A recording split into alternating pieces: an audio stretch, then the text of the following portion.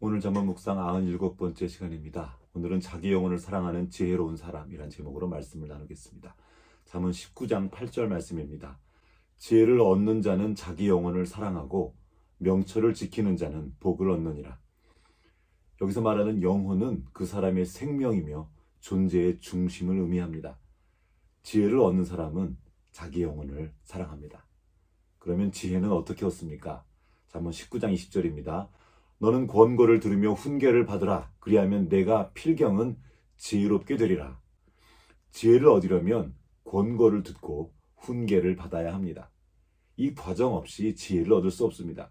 그러나 미련한 사람은 도무지 권고를 듣지 않고 훈계를 받지 않습니다. 미련해서 그렇습니다. 또한 자기 영혼을 가볍게 여겨서 그렇습니다. 잠언 15장 32절 말씀입니다. 훈계를 받기 싫어하는 자는 자기의 영혼을 경히 여김이라. 견책을 달게 받는 자는 지식을 얻느니라. 훈계받기를 싫어하고 권고를 듣지 않는 그는 배우지 못합니다. 그리고 그로 인해서 무지하게 됩니다. 그 무지로 인해 자신의 어리석은 욕망을 따라 행하게 됩니다. 그리고 결국엔 자기 영혼을 망하게 하고 맙니다. 여인과 가늠하는 자는 무지한 자라. 이것을 행하는 자는 자기의 영혼을 망하게 하며 상함과 능력을 받고 부끄러움을 씻을 수 없게 나느니. 잠언 6장에 있는 말씀이었습니다. 얼핏 보면 쾌락을 쫓는 사람들이 자기 영혼을 사랑하는 것처럼 보입니다. 하지만 이 미련한 사람들이 사랑하는 것은 자기의 영혼이 아니라 자기의 욕심을 채우는 것입니다. 순간의 쾌락과 욕심을 위해 자기의 그 고귀한 영혼을 팔아버리는 것입니다. 이 미련한 사람들은 자기 마음대로 하는 것이 자기를 위하는 것인 줄로 착각합니다. 어린아이의 특징이기도 합니다. 이런 사람들은 자신의 미련한 짓을 막아서서 진심 어린 충고를 해주는 사람을 자신을 공격하는 사람이라고 생각하고 미워합니다. 미련한 사람은 진실을 말해주는 사람을 싫어합니다. 자신이 즐기는 것을 더 이상 못하게 될 것 같기 때문입니다. 그는 그 쾌락을 더 오래 즐기기 위해 말씀의 빛을 피해 어둠 속으로 들어갑니다. 결국 그는 지혜와 명철을 잃어버리고 자기의 영혼, 즉 자기 생명을 스스로 해합니다. 잠언 8장 36절 말씀입니다. 그러나 나를 잃는 자는 자기의 영혼을 해하는 자라. 나를 미워하는 자는 사망을 사랑하느니라. 잠언 8장에서의 나는 지혜를 의미합니다. 듣는 법을 잃어버려서 지혜를 잃어버린 그 사람은 이제 자기의 영혼을 스스로 해치기 시작합니다. 그리고 결국에는 자기 욕심을 채우기 위해 그 고귀한 영혼을 팔아버리는 것입니다.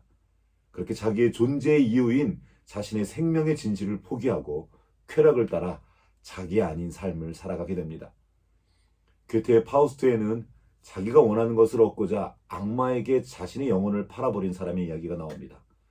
괴테의 이 책이 고전 중에 고전이 된 것은 인간의 마음을 깊이 통찰했기 때문이죠.